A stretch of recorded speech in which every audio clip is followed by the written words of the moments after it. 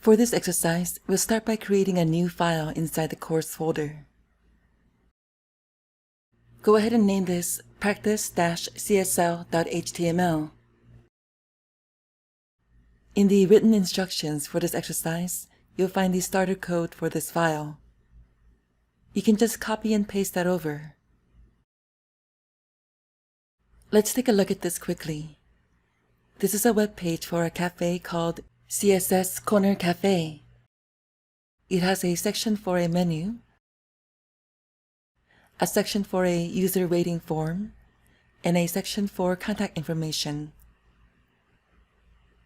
In the contact information section, I want to briefly point your attention here to these two elements that we haven't encountered before: address and BR.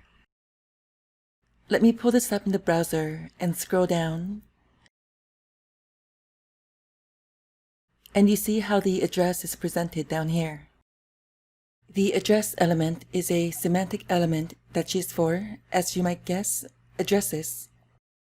By default, it is styled with a font style property of italic and a display property of block.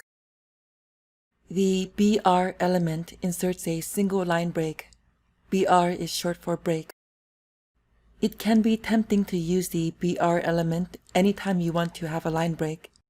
But as with all HTML elements, it should not be used arbitrarily for design and layout purposes. It should be used when there's a meaningful reason to do so, when a line break is a fundamental part of the text structure. Two good examples are with addresses and poetry. If you want the line break or extra space only for design reasons, then CSS gives you ways to make that happen. Going back to VS Code, let's create a second file inside the CSS subfolder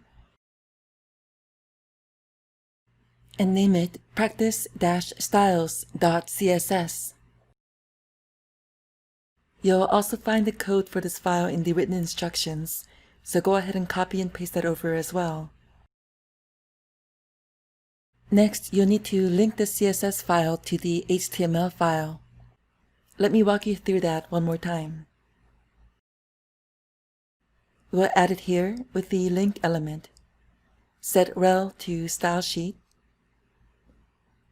then the href to css/practice-styles.css. Double check and make sure that the practice-styles.css file did end up in the CSS folder and not in the main folder by mistake. Now in your browser, the web page should look like this.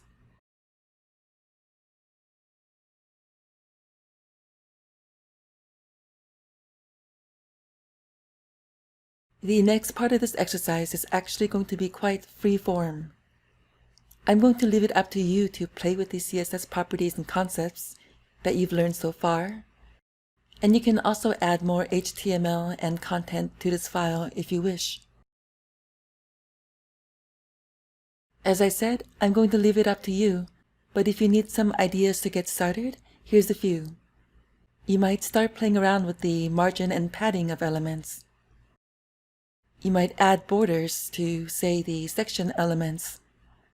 You could play around with the various colors.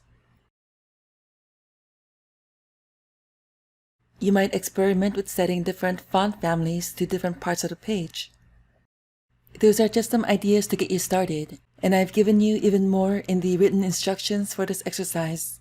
Play around with this webpage as much as you wish. Have fun with this and push yourself to practice things that maybe you don't quite get yet. You'll be surprised how much more you'll understand from getting hands-on practice.